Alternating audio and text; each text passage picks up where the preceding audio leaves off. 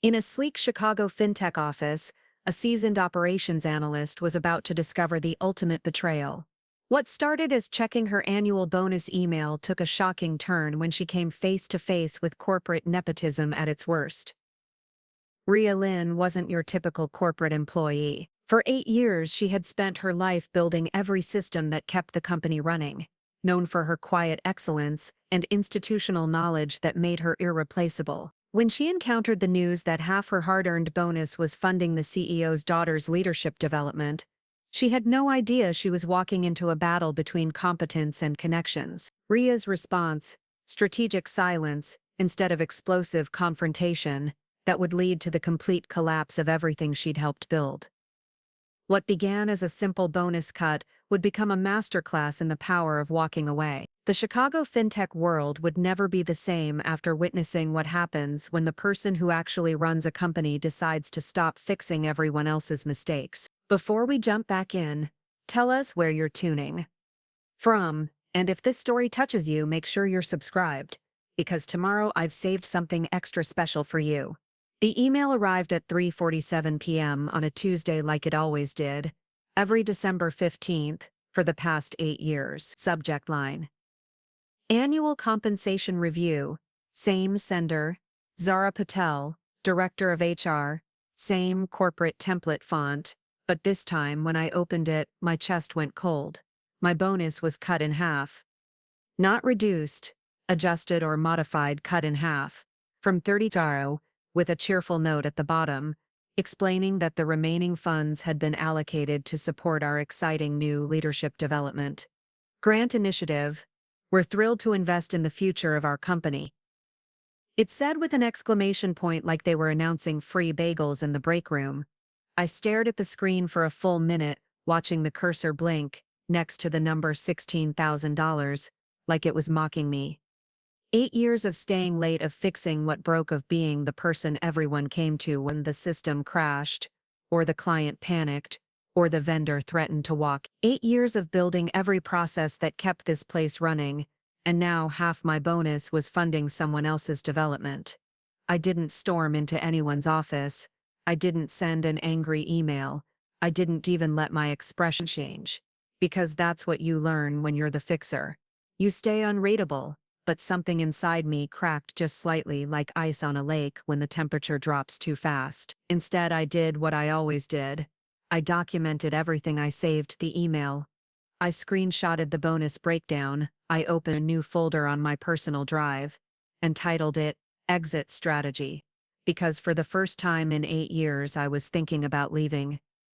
The next morning I knocked on Zara's door.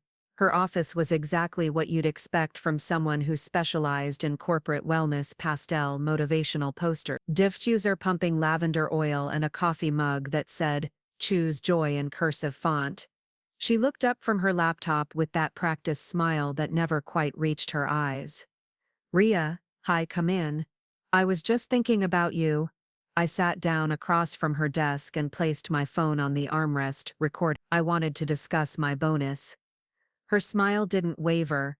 "Of course, I figured you might have questions about the new structure. We're so excited about the leadership development grant. It's really going to transform how we approach growth." "Who's receiving the grant?"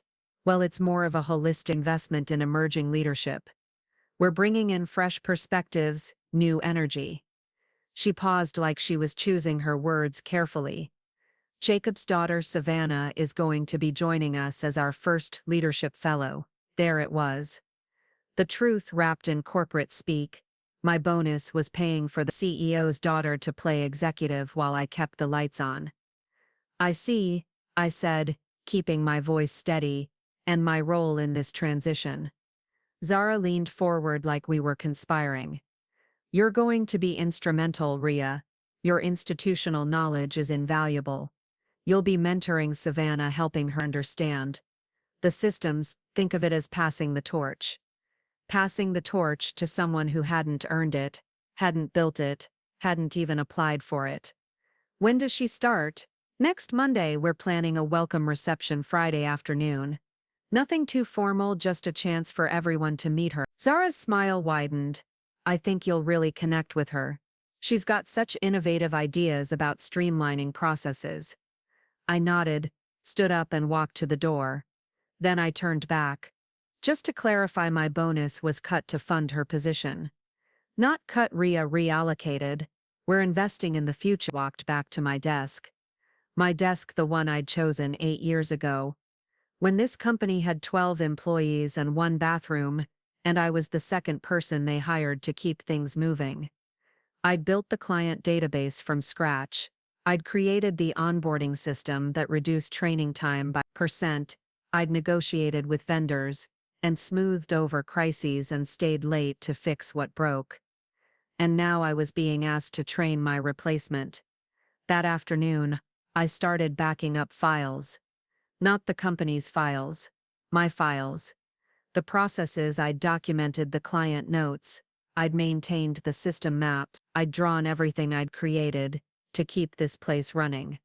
I copied it all to an external drive because something told me I was going to need it. Jacob called me into his office at 4:30, same warm smile, same comfortable leather chair, same view of the Chicago skyline. But this time when he leaned back and clasped his hands, I noticed something different in his eyes, something that looked almost like guilt.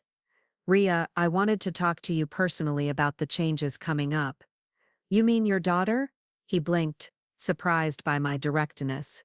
Savannah, yes. She's incredibly bright, fresh out of Northwestern, with some really innovative ideas about digital transformation. He paused. I know this might feel sudden, but I think you'll find working with her energizing. Will I be working with her or for her? Another pause longer. This time, well, she'll be taking on a leadership role, but your expertise will be crucial to her success. Think of it as a partnership. A partnership where my bonus pays her salary. The guilt in his eyes deepened. Rhea, you've been invaluable to this company. Nobody questions that, but we need to think about succession planning, about bringing in new perspectives. I repeated, or new last names. He shifted in his chair. I understand you might have concerns, but I think once you meet Savannah, you'll see what I mean. She's got a real vision for where we could take this company. I stood up. When do I start training her? Monday morning, 9 the conference room. He smiled like nothing had changed. I really think you two are going to work well together. I walked out of his office and straight to my car. I sat in the parking lot for 20 minutes, watching the sun set behind the glass towers of downtown Chicago, thinking about the conversation I'd had with Jacob 3 months ago when he'd leaned across his desk and said, "We're expanding soon, Rhea. I want you at the forefront. You've earned it." I'd believed him then. I'd believed that 8 years of quiet excellence meant something. That building systems and solving problems and staying late and showing up early had value beyond keeping the lights on. Now I knew better. My value was in training someone else to take my place, someone who hadn't earned it, hadn't built it, hadn't even asked for it. I pulled out my phone and opened my notes app. I started typing, not angry rants, bitter complaints, but facts, dates, times, conversations. Everything I could remember about the past 8 years. Every system I'd built, every crisis I'd solved, every late night I'd stayed to fix what broke. Because if I was going to leave, and for the first time I was seriously considering it, I was to leave with everything I'd built. The engine that kept this place running wasn't theirs, it was mine, and if they wanted to hand it over to someone who didn't understand it, didn't value it, didn't respect it, well, they were about to learn what happened when the person who built something walked away. Monday morning, 9 a.m. sharp, I was in the conference room with my laptop open, my notes ready and my game face on. Zara arrived first with her usual energy, carrying a basket of pastries and setting up what looked like a vision board covered in stock photos of people jumping in business attire. Walked in at 9:01, followed by Leon, who nodded at me with what might have been sympathy. Savannah Caldwell made her entrance at 9:01. She walked in like she thought this was her runway, sunglasses pushed up on her head, a green smoothie in one hand, and her phone in the other. She didn't apologize for being late, just plopped down in the chair across from me, crossed her legs like she'd been doing this job for years, and started tapping her long nails on the glass table. Tap, tap, tap, like she was bored before we even began. "Sorry guys, traffic was literally insane," she said, not looking up from her phone. "Plus I had to grab my usual from that new place on Wells, you know, the one with the acai bowls that look like art." Jacob beamed. "Everyone, this is Savannah, my daughter and our new leadership fellow. She's going to be working closely with Rhea to understand our operations."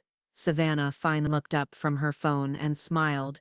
The kind of smile that belonged in a LinkedIn headshot. "Hi everyone, I'm like super excited to be here.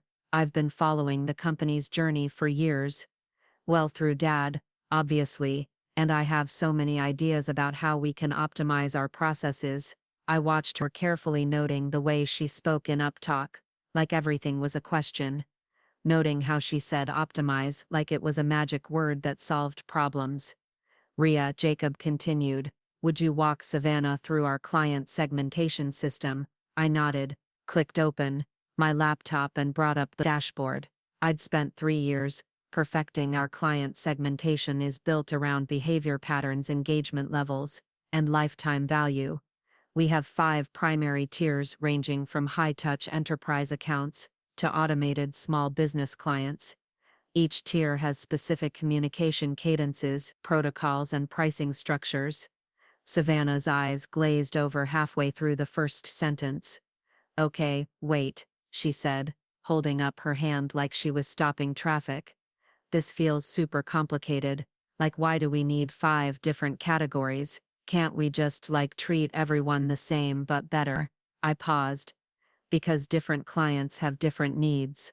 A Fortune 500 company that pays us 6 figures annually requires different attention than a startup that pays us monthly." "Right, but what if we just gave everyone the same amazing experience? Wouldn't that be more authentic?" Leon shifted in his seat. "Savannah, the segmentation system helps us allocate resources efficiently. Without it, we'd either overwhelm small clients with expensive touchpoints or underwhelm enterprise clients with generic service." Savannah nodded like she was listening, but her fingers were still tapped on the table. "Totally. I get that. But what if we approached it differently? What if instead of segments we had vibes?" "Vibes?" Vibe repeated. "Yeah, like instead of tier 1, tier 2, whatever, we could have VIP vibe, startup vibe, growth vibe. It's more human, you know, more relatable." The room went quiet. I looked at Jacob, who was nodding enthusiastically, like his daughter had just invented electricity. "That's brilliant," he said. "Rhea, what do you think about rebranding the tiers?" I chose my words carefully. "The current system is based on data, client behavior, revenue patterns, support ticket volume. Changing names doesn't change the underlying structure. But it changes the energy," Savannah said, leaning forward. "Like when I tell someone they're in the VIP vibe, that feels exciting. When I tell them they're in tier 1, that feels corporate and gross." "The clients don't see the tier names," I said. "Internal classifications." "Exactly," Savannah said, like I'd proven her point. "So why not make them fun for us? Why not make our work feel more inspiring?" I looked around the room. Leon was staring at his notepad. Zara was smiling that practiced smile. Jacob was watching his daughter like she was giving a TED Talk. "I'll look into updating the nomenclature," I said. "Because what else could I say?" "Amazing," Savannah said, clapping her hands together. "This is going to be such a fun project." "Oh, and I was thinking, we could probably simplify a lot of the processes. Like, do we really need all these different workflows? Can't we just have one really good one?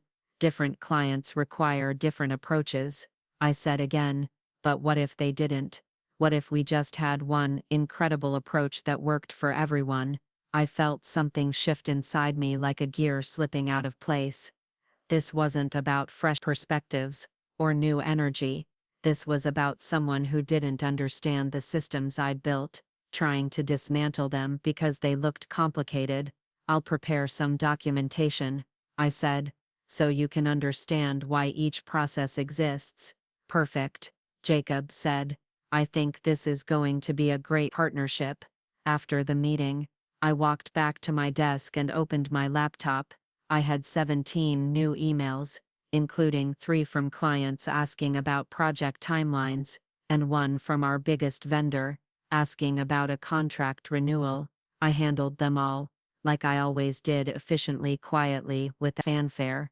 Then I opened the folder I'd created the day before, exit strategy, and started typing meeting notes.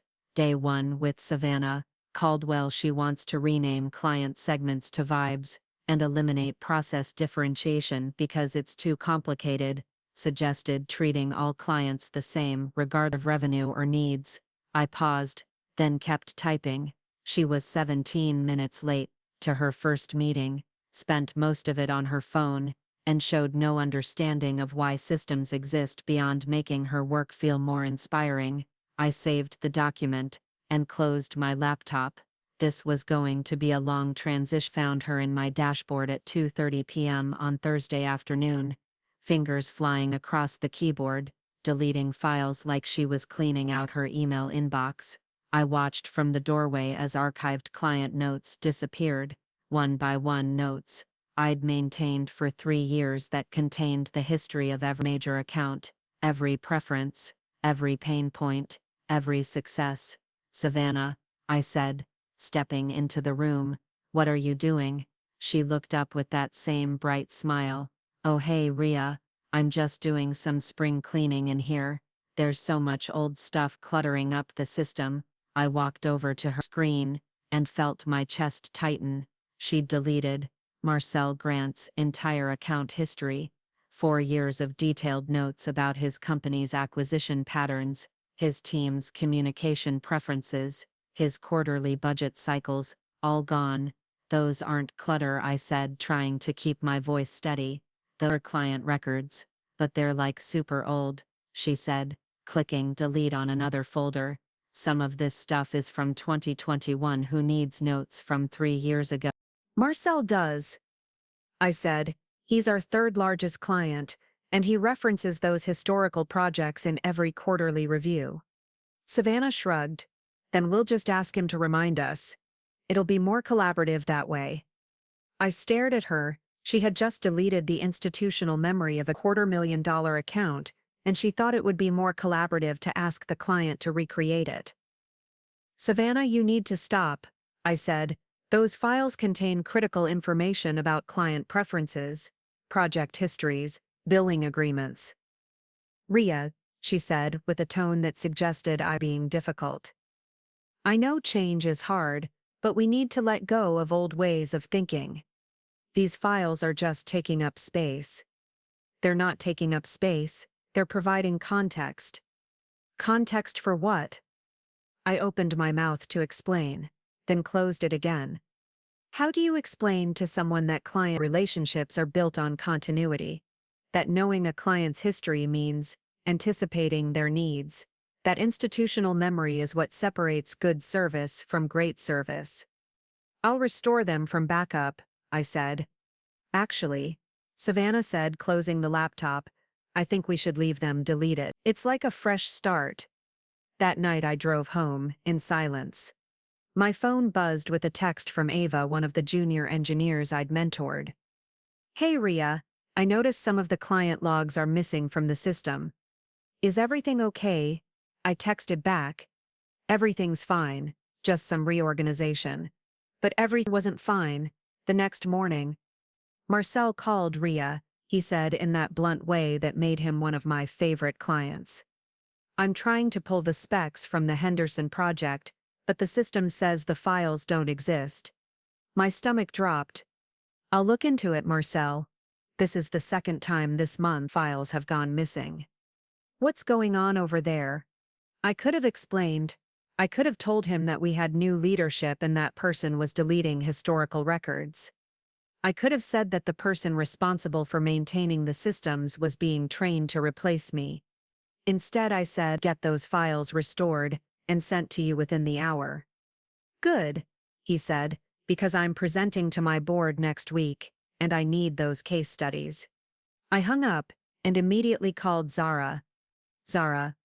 We have a problem, Savannah. Deleted critical client files yesterday. Marcel can't access his project history. Oh my, Zara said in that tone that suggested she was solving a problem instead of hiding from one. Did you explain to Savannah that those files were important?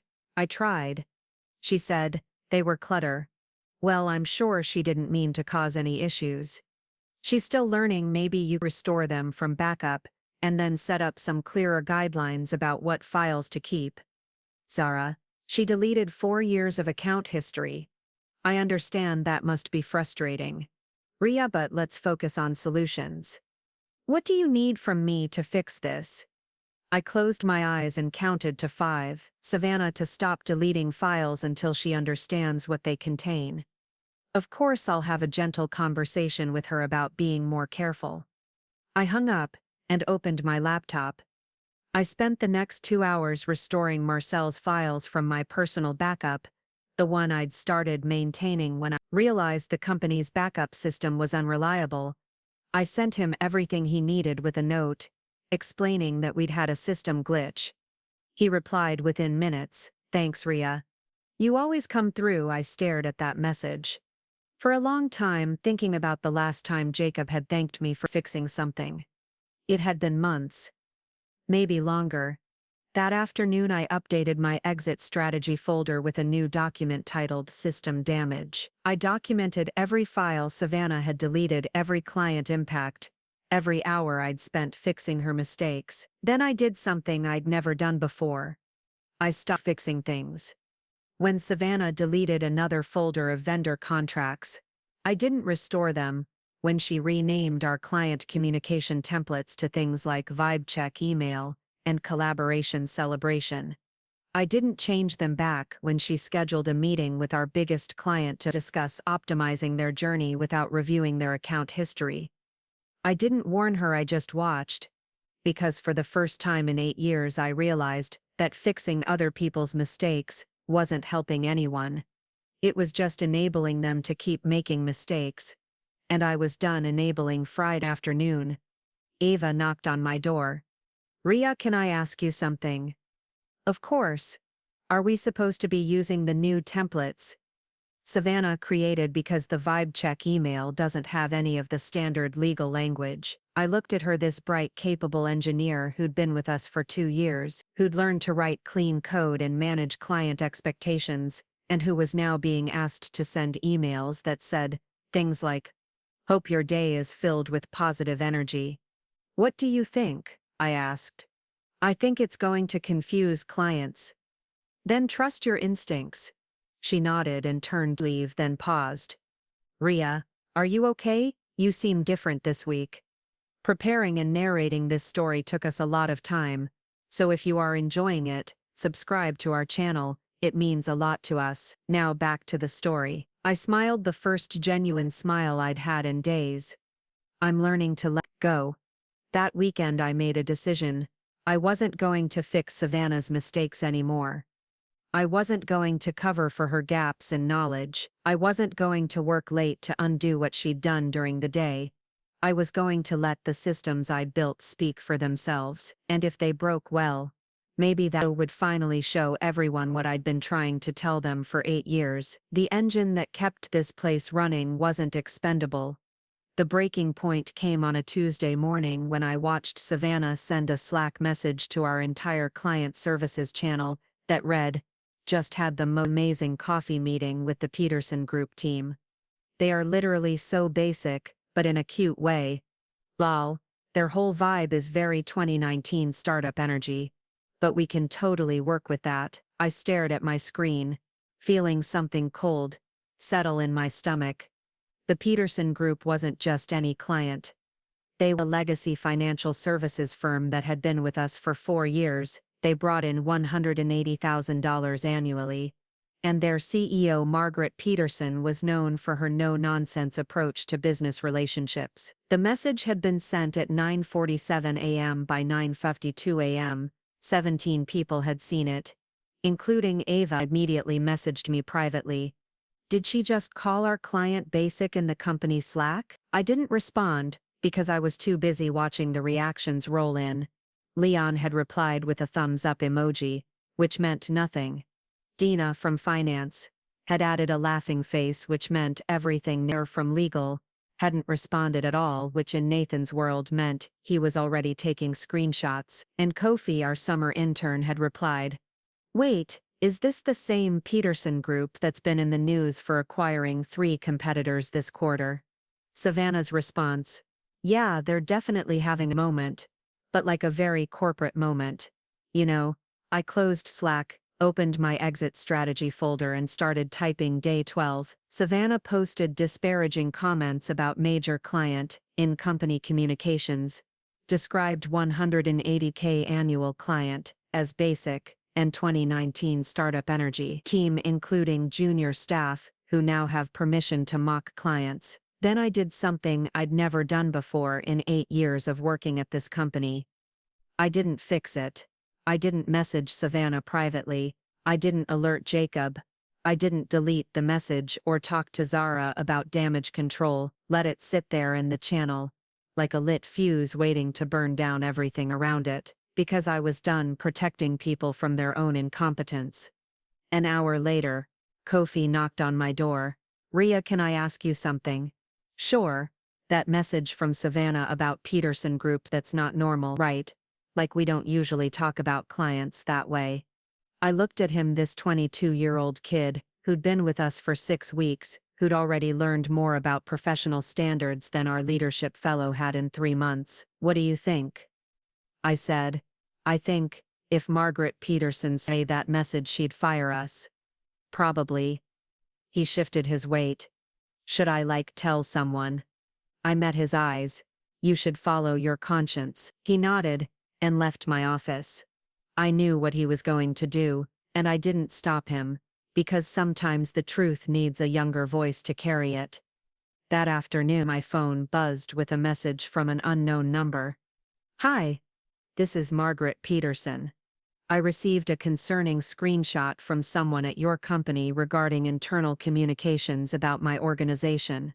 I'd like to discuss this with your leadership team at your earliest convenience." I forwarded the message to Jacob without comment. Within 20 minutes, my desk phone rang. "Rhea, can you come to my office, please?" I walked down the hall carrying my notebook, the one I'd been using to document everything I found, Jacob pacing behind his desk. His face flushed with what might have been anger, panic, or both. "Did you see Margaret Peterson's message?" he asked. "Yes." "Do you know how this happened?" I opened my notebook, flipped to the right page and read. At 9:47 a.m., Savannah posted in the client services Slack channel, and I quote, "Just had the most amazing coffee meeting with the Peterson Group team. They are literally so basic, but in a cute way." Jacob's face went pale. She posted that in Slack, the public channel visible to all staff. How did Margaret get a screenshot? I closed my notebook. I assume someone forwarded it to her. Who? I don't know. That wasn't entirely true. A pretty good idea that Kofi had sent it. But I wasn't going to throw a 22-year-old intern under the bus for doing what I'd been too careful to do myself. "Rhea, this is a disaster. Peterson could pull their contract." "Yes, they could." He stopped pacing and looked at me. "You're supposed to be mentoring Savannah. Why didn't you catch this?" And there it was, the question I'd been waiting for. The moment when my failure to clean up someone else's mess became my fault.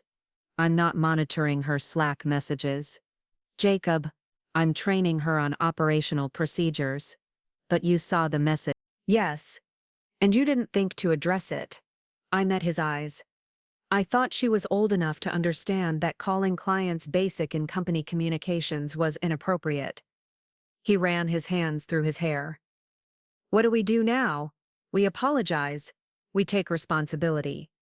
We hope Peterson is willing to give us another chance. Will you reach out to her? You have a good relationship with Margaret.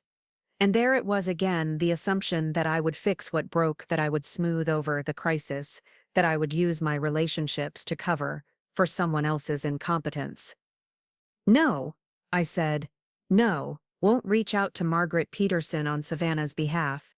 Jacob stared at me like I'd spoken in a foreign language. Rhea, this is about the company, not about Savannah. The company chose to put Savannah in a leadership position. The company needs to deal with the consequences of that choice. You could fix this. I could, I said, standing up. But I won't. I walked back to my desk and opened my laptop. I had 14 new emails, including one from Leon with the subject line, "We need to talk," and one from Ava with no subject line. Just a link to a Reddit post titled "Fintech Company Employee Calls Major Client Basic" in leaked Slack message.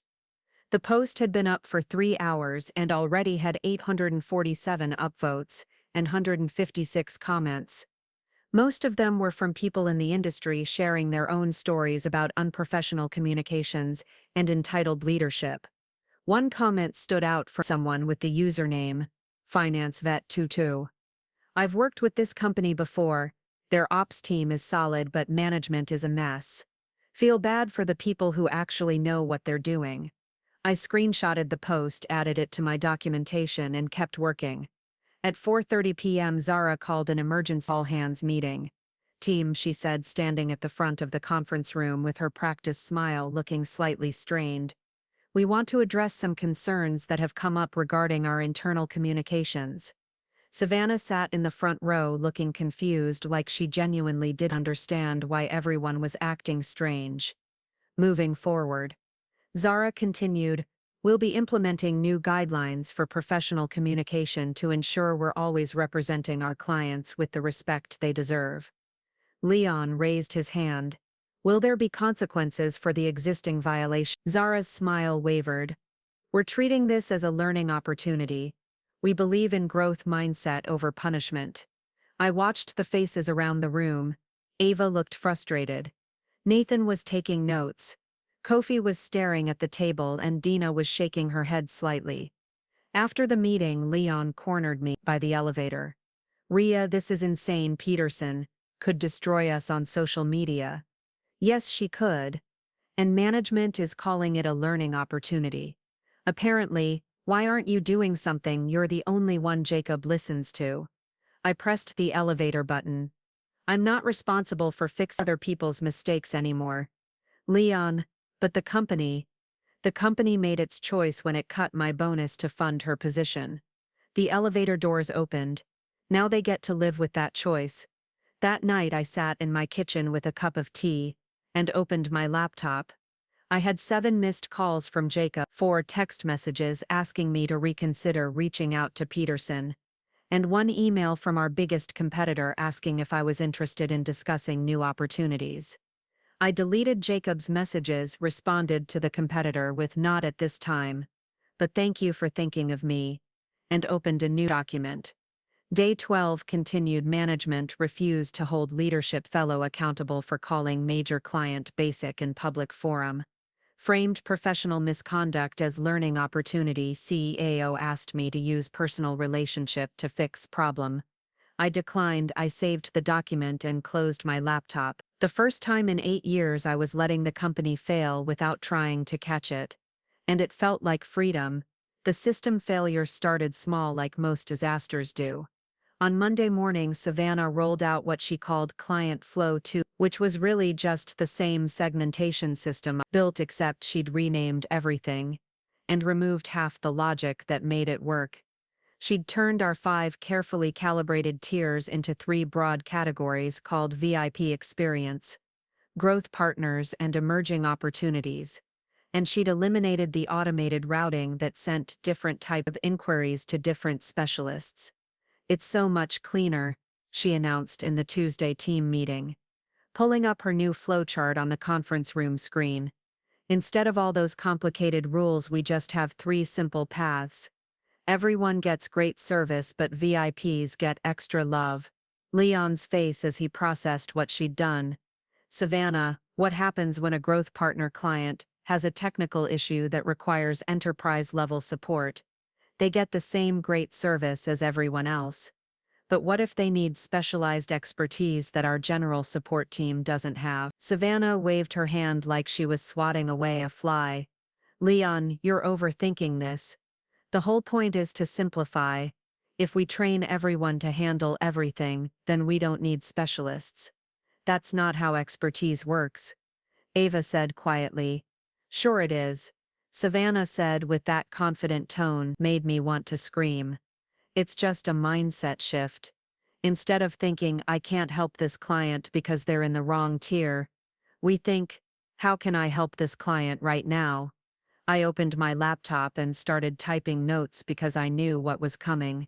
The first invoice went out Wednesday morning. By Wednesday afternoon, we had 12 angry emails from clients who'd been charged for services they'd never requested billed for support tiers they'd never signed up for, and invoiced for features that didn't exist in their contracts. Margaret Peterson's assistant called at 2:07, received a bill for $47,000 for enterprise consulting services. She never authorized, she'd like an explanation. I transferred the call to Savannah. At 2:31 p.m., Savannah knocked on my door. Rhea, there's some kind of billing error. Can you fix it? What kind of error? Clients are getting charged for the wrong stuff. But it's probably just a glitch in the new system. I looked at her, this 24-year-old woman, who'd just rebuilt our entire client classification system without understanding how billing worked, and was now surprised that changing how we categorized clients had changed how we billed them. Savannah, the billing system is connected to the client segmentation. When you moved Peterson Group from Tier 1 to VIP Experience, you automatically enrolled them in our enterprise consulting package. But I didn't mean to do that. I know, but the system doesn't know what you meant to do, knows what you did. She shifted her weight. Can you just, undo it? I can fix Peterson's billing, but there are 17 other clients with the same problem, and they're all connected to different contract terms and service levels. It's going to take days to sort out. Days. Her voice went up an octave. But Margaret Peterson is really mad. Yes, she is. So you'll fix it, right?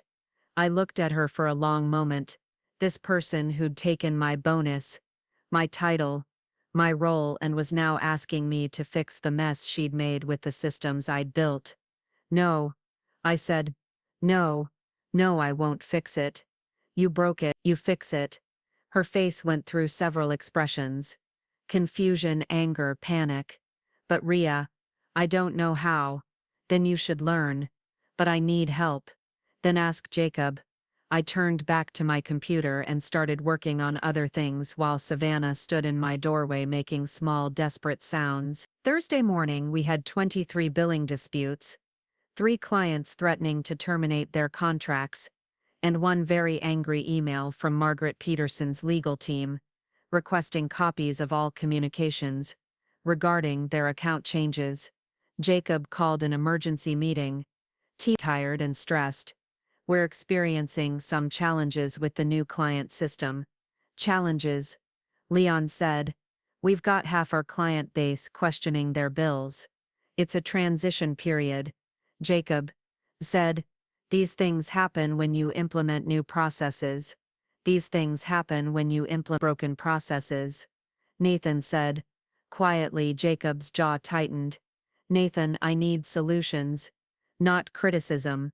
Here's a solution, Nathan said, opening his laptop. Revert to the old system until we can properly test the new one. We're not reverting, Savannah said, speaking up for the first time. That would be like admitting failure. The room went quiet. Savannah, Leon said, carefully, admitting mistakes and fixing them isn't failure. It's leadership. But the new system is better, it just needs some tweaks. What kind of tweaks? Ava asked. I don't know, tweaks to make it work better. I watched this conversation unfold with a strange sense of detachment. like I was watching a movie about someone else's life.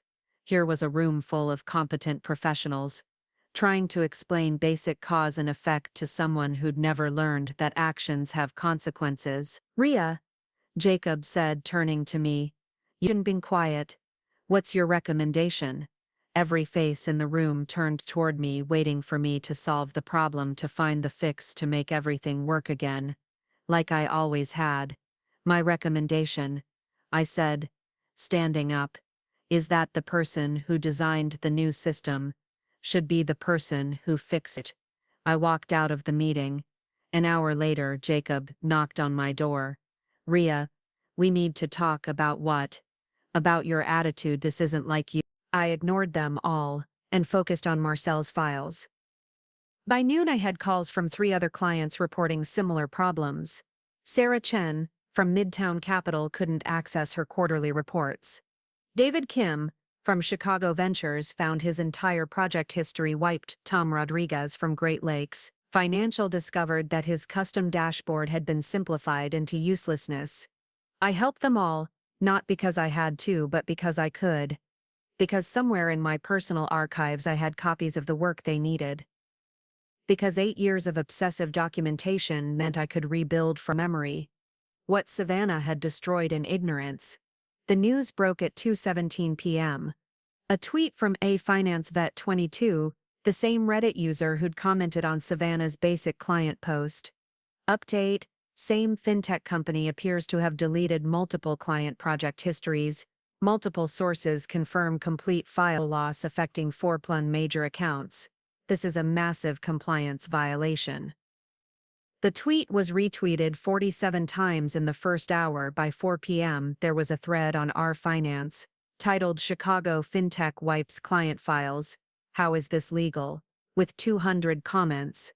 By 6 p.m., someone had posted screenshots of Savannah's original Slack messages, along with a timeline of system failures since she'd taken over. By 8 p.m., "In Fintech Fail" was trending locally. I watched it all unfold from my couch with a bowl of soup. I'd actually had time to make myself while my phone buzzed with increasingly frantic messages from Jacob. "Please call me back. We need your help. Rhea, this is an emergency. The board is asking questions. Rhea, I know you're angry, but we can work this out. Rhea, clients are threatening to sue. Please respond." I turned my phone face down and kept eating my soup. Tuesday morning brought a knock on my door at 7:30 a.m. Jacob stood on my front step, looking like he hadn't slept, holding 2 coffee cups and wearing the expression of a man who'd finally realized how deep the hole was. "Rhea, thank God. Can we talk?" I accepted the coffee but didn't invite him in. "What do you want, Jacob?" "I want you to come back." "No, I'll double your salary." "No, I'll give you Savannah's title." "No, I'll fire Savannah." I studied his face, this man, who'd built a company on the backs of people like me, who'd confused charm with leadership, who'd chosen nepotism over competence, and was now standing on my doorstep offering to sacrifice his daughter to save his business. "Too late," I said. "Rhea, please. We've lost 4 clients since yesterday. Peterson terminated their contract this morning. Chen and Kim are threatening legal action if we can't restore their files. Rodriguez is demanding a full audit of our data security, and I need you to fix this." There it was again. The assumption that I would save him, that I would work miracles, that I would use my knowledge, and my relationships, and my reputation to clean up someone else's mess. "Jacob, I don't work for you anymore, but you could come back and what, cover for Savannah's incompetence again, rebuild what she destroyed, work nights and weekends to undo what she does during business hours." I shook my head. "I'm done being your fixer. What do you want?" "I want you to leave. Rhea." "Jacob, you had 8 years to value what I built, 8 years to recognize what I contributed, 8 years to treat me like the backbone of your company instead of the cleanup crew." I stepped back toward my door. "You chose to cut my bonus to fund your daughter's leadership experiment. Now you get to live with that choice. But the company will find companies that respect their people, survive, companies that don't fail. It's that simple." I closed the door and watched through the window as he stood on my front step for a full minute, holding his coffee and staring at nothing. By Wednesday, the story had gone viral. A business journalist named Amanda Chen had picked up the thread and turned it into a full investigation. How nepotism and poor leadership destroyed a Chicago fintech's client trust. The article included interviews with former employees who spoke anonymously about the systematic destruction of institutional knowledge, the replacement of experienced leadership with unqualified family members. The article didn't mention my name, but everyone in the industry knew who they were talking about. My LinkedIn notifications exploded. Messages from recruiters, from former colleagues, from clients who'd heard I was available, offers to join teams that valued experience over performance, offers to build something new, something better. And one message that made me smile, from Ava: Rhea, I've been documenting everything like you taught me. The board is meeting Friday. They want to understand what happened and how to fix it. Asked me to prepare a report on system failures and leadership decisions. Should I tell them the truth? I typed back immediately. Always tell the truth, Ava. The truth has a way of fixing things. Thursday afternoon, my phone rang, with a number I didn't recognize. Ms. Lin, this is Margaret Peterson. Understand you no longer work for Caldwell Financial. That's correct. I also understand that you were responsible for maintaining our account for the past 4 years. Yes. Would you be interested in a consulting contract? My team needs someone who understands financial operations and client relationship management. We're interviewing candidates for a permanent position, but in the meantime we need expertise we can trust. I smiled. I'd be very interested. Excellent. I'll have my assistant send you the details. After I hung up, I opened my laptop and started a new document. Not a resignation letter, this time, but a business plan, because walking away from incompetence wasn't the end of the story, it was the beginning.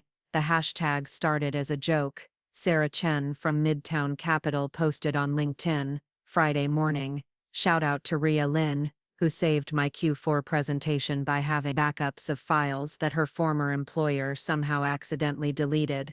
Professional integrity like this is rare.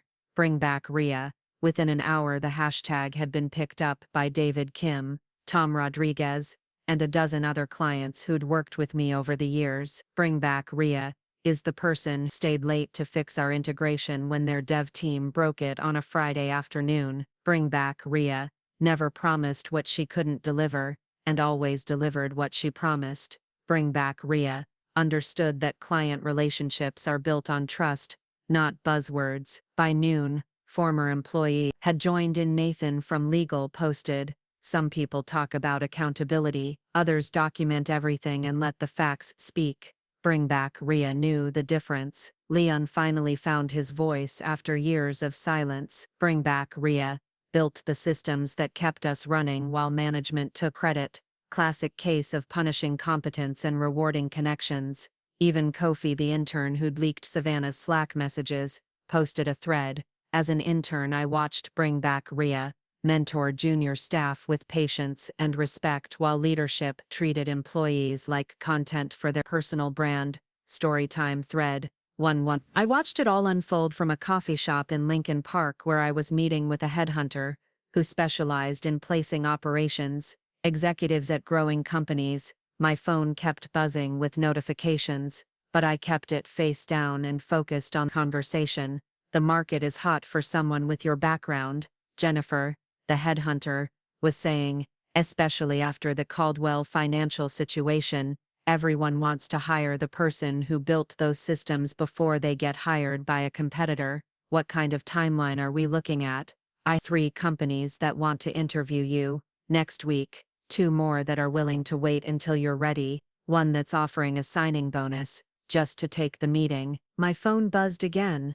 Jennifer glanced at it. Popular morning, something like that. When I got home, I finally checked social media. The hashtag had exploded beyond LinkedIn, Twitter, Reddit, even TikTok, where someone had created a video compilation of corporate failure stories, set to dramatic music with Bring Back Rhea as the punchline. But the post that stopped me scrolling was from Marcel Grant, thread about professional excellence and why experience matters. 123. 2 weeks ago, I almost lost a $2 million deal because our vendor's new leadership deleted 4 years of project history without backup. The person who saved that deal no longer works for that vendor. She saved it because she had her own backups, because she understood that client relationships are built on institutional memory, not innovation. Theater. This is why you don't replace experience with enthusiasm. This is why you don't cut costs by cutting the people who actually do the work. This is about bring back Rhea, but it's really about every company that confuses fresh energy with fresh competence. The thread had been retweeted 1847 times. The replies were a mix of war stories from people who'd been pushed out for being too experienced and cautionary tales about companies that had failed after losing their institutional knowledge. But there were also job offers, lots of them. By evening, I had emails from 12 companies, including 3 competitors of Caldwell Financial and one that I'd never heard of called Meridian Systems, whose CEO had written, "Rhea, I've been following your work through client referrals for years. We're building something different here, something that values depth over flash. Would love to talk." I was drafting a response when my doorbell rang. Ava stood on my front step holding a bottle of wine and looking exhausted. "I brought reinforcements," she said, holding up the bottle. "What happened?" "The board meeting." I opened the door wider. "Come in." We sat in my living room while she told me about Friday's emergency board session, how she'd presented her report on system failures and leadership decisions, how she'd documented every deleted file, every broken process, every client complaint, how she'd shown them screenshots of Savannah's Slack messages and timeline of departures since I'd left. They asked me what I thought should happen. Ava said, "So I told them." "What did you say?" I said, "That the person who built the systems should be the person rebuilding them." I said, "That experience matters more than enthusiasm." Said that if they wanted to save the company, they needed to stop treating the people who actually did the work like they were replaceable. And Jacob said that wasn't an option because you'd already declined to come back. She met my eyes. "Is that true?" "Yes." "Good." We sat in comfortable silence for a moment while she sipped her wine. "Eva, what are you going to do?" "I'm leaving," she said. "I gave my notice Monday." "Where are you going?" She smiled. "Meridian Systems." Their CEO reached out after seeing my name in some of the articles about institutional knowledge. She said they're looking for engineers who understand that systems are built by people, not processes. I felt something warm settle in my chest. "Frances Kim, you know her." "We've been talking." She offered me the COO position. Eva's eyes widened. "Are you taking it?" "I'm considering it." "Rhea, you should take it. We could work together again. We could build something right this time."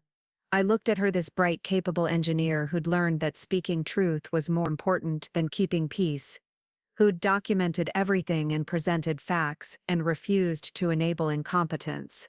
"Let me ask you something. Eva, what do you think makes a good leader?" She thought for a moment. "Someone who builds systems that work, someone who values the people who maintain those systems, someone who understands that trust is earned, not inherited." She paused. "Someone like you. Or someone like you." "Rhea, I'm not ready for leadership. Neither was I when I started." I smiled. "But I had someone who believed in me. Someone who taught me that excellence doesn't require applause. Ready isn't something you wait for. It's something you become." Monday morning I called Frances Kim. "Rhea, I was hoping you'd call. I'm interested in the position, but I have conditions." "I'm listening. I want to bring my own team. I want equity, not just salary. I want decision-making authority over operations and systems. And I want the freedom to build something that values people over performance art." Frances was quiet for a moment. "Anything else?" "Yes, I want to do this right." "When can you start?" That afternoon I sent a message to Ava, Leon, Nathan, and 3 other former Caldwell employees who'd reached out over the weekend. New company, new culture built on experience and competence, not connections and charisma. Interested? All six said yes. Tuesday morning, Savannah Caldwell posted a video on LinkedIn. She sat in what looked like a ring light setup, wearing a blazer over a graphic tee, talking about lessons learned and growth mindset, and turning challenges into opportunities. The past few weeks have been a journey, she said with the same confident tone she'd used to call clients basic. And I've learned so much about leadership and accountability and the importance of building bridges, not walls. The video had 837 views and 23 comments, most of them from people asking if she was planning to take responsibility for the file deletions, or if this was just more corporate speak. One comment made me smile. It was from Marcel Grant. Accountability means fixing what you broke, not making videos about learning experiences. I didn't watch the whole video. I had work to do. Real work. Building something new with people who understood that systems mattered, that experience mattered, that treating people well wasn't a performance. It was a prerequisite. Wednesday morning, news broke that Caldwell Financial was closing its doors. Not bankruptcy, just a quiet dissolution. A statement from Jacob about pursuing new opportunities, and grateful for the journey, and other meaningless phrases that meant he'd run out of money, and clients and credibility. I felt something that might have been sadness for the company. We could have been if leadership had valued building over performing. But mostly I felt relief because sometimes the best revenge isn't burning things down. Sometimes it's watching them collapse under the weight of their own incompetence, while you build something better somewhere else. The lawsuits started rolling in Thursday morning. Peterson Group filed first, claiming breach of contract and data security violations, followed by Chen Rodriguez and 4 other clients, who'd lost critical files when Savannah decided that archived data was clutter. By Friday afternoon, Caldwell Financial was facing $3 damages and legal fees. I learned this from Nathan, who called me from his new job at a corporate law firm specializing in employment disputes. Rhea, they're claiming the file deletions were the result of a system malfunction, not human error. Of course they are. But I have documentation, everything Ava presented to the board, plus my own records of every decision Savannah made. His voice was carefully neutral. If anyone wanted to challenge their version of events. Nathan, are you asking me to testify? I'm telling you that the truth matters. And sometimes the truth needs witnesses. I thought about this for a moment, about Jacob standing on my front step, offering to fire his daughter to save his company, about Savannah making LinkedIn videos about growth mindset while clients sued for millions, about Zara send wellness emails while the building burned down around her. Send me the paperwork. Rhea, you don't owe them anything. This isn't about them. It's about the clients who lost data and the employees who tried to do good work despite bad leadership. I paused. And it's about making sure this doesn't happen to someone else. That afternoon I got a call from Amanda Chen, the journalist who'd written the original investigative piece. Rhea, I'm working on a follow-up story about the aftermath. Would you be willing to go on record? For 8 years I'd stayed quiet.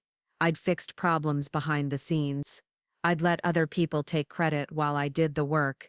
I'd been the invisible backbone of a company that treated me like replaceable infrastructure. Yes, I said. I'll go on record. The interview ran the following Tuesday under the headline, "The Architect of Success: How One Executive Built a Company, Then Watched Leadership Destroy It." For the first time in my career, my name was in the headline, not buried in a footnote. The article detailed my 8 years at Caldwell Financial, the systems I'd built, the crises I'd resolved, the institutional knowledge I'd maintained. It included quotes from clients about my work from former colleagues, about my mentorship from industry experts, about the value of operational excellence. But it also included my own words about workplace erasure, about the difference between leadership and management, about what happens when companies prioritize performance over competence. I didn't leave because I was angry. I was quoted as saying, "I left because I finally understood that fixing broken systems isn't the same as fixing broken leadership." and I was tired of enabling incompetence by cleaning up after it. The article went viral in business circles. Within hours, I had interview requests from 3 podcasts, 2 business schools, and a conference on women in fintech. I also had a message from Francis Kim. Saw the article, proud to have you on the team. Ready to build something that deserves the kind of loyalty you showed your last company. Friday morning, drove to Meridian Systems for my first day as COO.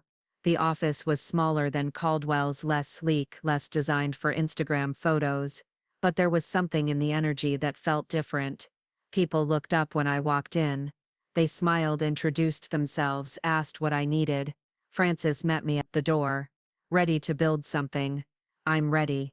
She walked me through the office, introducing me to the team, pointing out the systems they'd built, the processes they used, the culture they'd created. We're not perfect, she said, but we're committed to getting better, and we understand that get better means listening to the people who do the work. My desk was next to a window, overlooking the Chicago River. I could see the Caldwell building from here, its glass facade reflecting the morning sun. Still beautiful, still impressive, still empty. Ava knocked on my door at 10 a.m. How does it feel? Different. Good. Different. Want to see what I've been working on? She pulled up her laptop and showed me a new client. Onboarding system, clean, efficient, elegant, built on the same principles as the systems I'd designed at Caldwell, but improved, refined, made better by someone who understood not just how to follow processes, but why they mattered. Ava, this is beautiful. I learned from the best. At lunch, Francis called an all-hands meeting.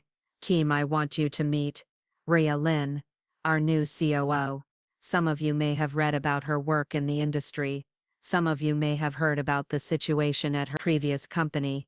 She looked around the room. What I want you to know is that we hired Rhea not because of her past, but because of her future. Because she understands that excellence isn't about being the loudest voice in the room. It's about building systems that work for everyone. Polite applause, but I could see the curiosity in their faces. The questions about whether I was the person from the articles, whether I was really as good as my reputation, whether I'd be different from other executives they'd worked with. I'm not here to change everything, I said. I'm here to listen, to understand what you've built, and how we can make it better, together. I paused. And I'm here to make sure that the people who do good work get recognized for it. After the meeting, a junior developer named Carlos stopped by my office. Ms. Lin, I just wanted to say I read that article about your old company and it reminded me of something that happened at my last job. He hesitated. I'm glad you're here. Thank you, Carlos. Can I ask you something? Sure. How do you know when it's time to stop fixing things and start building new things? I thought about his question about 8 years of staying late, cleaning up messes, about bonus cuts, and institutional erasure, about the moment I realized that enabling incompetence wasn't helping anyone. When you realize that your energy is better spent building something new than fixing something that doesn't want to be fixed. He nodded like that made sense. Think I understand. Carlos, what are you working on? A new client dashboard. It's supposed to make account management more intuitive. Show me. He pulled up his screen and walked me through his design. It was good, smart, elegant, user-friendly, the kind of work that would make clients' lives easier and employees' jobs more manageable. This is excellent work, Carlos. Have you shown it to the rest of the team? Not yet. I wanted to make sure it was perfect first. Perfect is the enemy of good. Good work deserves to be seen. Don't hide your excellence waiting for perfect. That evening I sat in my new office after everyone had gone home, looking out at the Chicago skyline, thinking about the distance between where I'd been and where I was. My phone buzzed with a text from Marcel Grant. Saw the article, congratulations on the new role. If you ever want to grab coffee and talk about what real leadership looks like, I'm buying. I smiled and typed back. I'd like that, because this wasn't about revenge or proving anyone wrong. This was about building something better with people who understood that excellence doesn't require applause. And sometimes the best way to fix a broken system isn't to repair it. It's to walk away and build a better one. 6 months later, I was sitting in a conference room at the Chicago FinTech Awards watching Francis accept the Innovation and Operations Award for the client dashboard. Carlos had built the one I'd encouraged him to share instead of perfecting in silence. "This award belongs to our entire operations team," Francis said from the podium, "but especially to the people who understand that real innovation isn't about disrupting what works. It's about building on what works and making it better." She caught my eye across the room and smiled.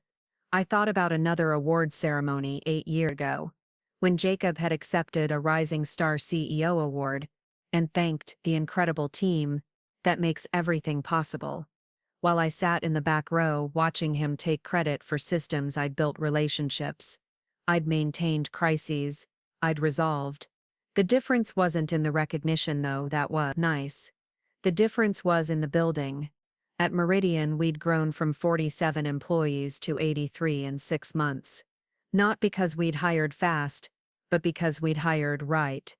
People who understood that sustainable growth came from sustainable systems. People who knew the difference between working hard and working smart. People who valued depth over flash. Ava had been promoted to senior systems architect after she'd designed an integration process that reduced client onboarding time by 60%, while improving data accuracy. Lion had joined us as head of product and had spent 3 months just listening to existing clients before proposing any changes. Nathan consulted for us on employment law, making sure we built policies that protected people instead of just protecting the company. And Carlos, the junior developer who'd asked me when to stop fixing and start building, had just accepted to speak at 3 industry conferences about user-centered design. "Rhea," Francis said, sliding into the seat next to me after the ceremony, "how does it feel to build something that actually works?" "Different," I said. "Good, different. Wanna know a secret?" "Sure." Peterson Group called yesterday. They want to discuss a partnership. I raised an eyebrow. Margaret Peterson. The same Margaret Peterson who sued her old company for data security violations. Francis grinned. Apparently word travels fast in this industry about who actually knows what they're doing. That afternoon walked through our office, watching the Friday afternoon energy. People wrapping up projects, saying goodbye for the weekend, making plans that didn't involve staying late to fix someone else's mistakes. My phone buzzed with a LinkedIn notification. Someone had tagged me in a post about quiet leadership. It was a business school professor who'd been following the Caldwell financial case study. "Real leadership isn't about being the loudest voice in the room," the post read. "It's about building systems that work for everyone." See Rhea Lin's approach at Meridian Systems as an example of how operational excellence creates sustainable growth. I smiled and put my phone away. I didn't need the recognition, though. It was nice. I didn't need the validation, though. It helped. What I needed was what I had. Right here, the satisfaction of watching good work happen in an environment that valued it. 6 p.m. I packed up my laptop and headed for the door. For the first time in my career, I was leaving the office at a reasonable hour, not because there wasn't work to do, but because the work that needed to be done could wait until Monday. "Rhea, wait up." Carlos jogged to catch up with me in the lobby. "Wanted to thank you for encouraging me to share that dashboard design. You did the work, Carlos. I just told you not to hide it. But that's the thing, nobody ever told me that before. In my last job, if you shared something before it was perfect, you got torn apart for wasting people's time. About all the excellent work that never saw daylight, because people were afraid of being criticized, about all the good ideas that died in perfectionism, about all the quiet contributors who stayed quiet because they'd learned that speaking up meant being shot down. Carlos, excellent work deserves to be seen. Imperfect, excellent work is still excellent. Is that why you left your old company? Because they didn't see your work. I paused, thinking about how to answer that. I left because I realized that my energy was better spent building something new than fixing something that didn't want to be fixed. He nodded. I think I understand. Carlos, what's your next project? I want to work on the client communication system. Make it easier for account managers to maintain relationships. Sounds perfect. Show me what you come up with. Saturday morning I was reading the news over coffee when I came across a small item buried in the business section. Savannah Caldwell announces launch of leadership consulting firm focused on authentic workplace transformation. I almost laughed. The person who'd destroyed institutional knowledge was now selling advice on workplace culture. Person who'd called clients basic was offering consulting on authentic communication. The person who'd never built anything was teaching other people how to lead. But then I thought about all the companies that might hire her, all the employees who might suffer under her version of leadership, all institutional knowledge that might be lost because someone confused competence with competence. I opened my laptop and started typing. Not an angry response.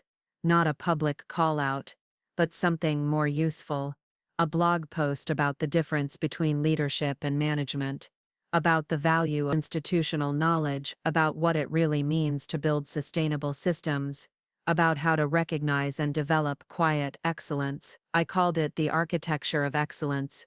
Building organizations that value depth over flash. I wrote about the importance of documenting processes, not bureaucracy, but for continuity, about mentoring people not to create followers but to develop leaders, about understanding that the people who fix things quietly are often more valuable than the people who break things loudly. I wrote about the cost of workplace erasure and the value of institution memory, and I wrote about what real leadership looked like. Real leaders don't need to announce their importance. I typed. They build systems that work for everyone. They develop people. They create environments where good work can happen, and excellence can emerge naturally. They understand sustainable success comes from empowering others, not from hoarding credit. I published it on LinkedIn Sunday afternoon. By Monday morning it had been shared 2,847 times. The comments were a mix of stories from people who'd experienced workplace erasure, and gratitude from managers who were trying to build better cultures. But the message that made me smile came from Kofi, the former intern from Caldwell. Thank you for showing me what real leadership looks like. I start my new job as a junior project manager next week, and I'm going to remember everything you taught me about valuing people over performance. Tuesday afternoon, Margaret Peterson called Rhea. I read your blog post about organizational architecture. Thank you, Margaret. I want to hire you. Frances and I would be happy to discuss a partnership. No, Rhea, I want to hire you to consult on leadership development, not systems, processes. Leadership. I was quiet for a moment. Margaret, I'm not sure I'm qualified to teach leadership. You're the most qualified person I know, she said. Because you understand that leadership isn't about being in charge, it's about taking care of the people who are. That evening I sat in my kitchen with a cup of tea and my old leather notebook, the one I'd carried for 8 years, the one where I'd documented systems and processes and all the quiet work that kept companies running.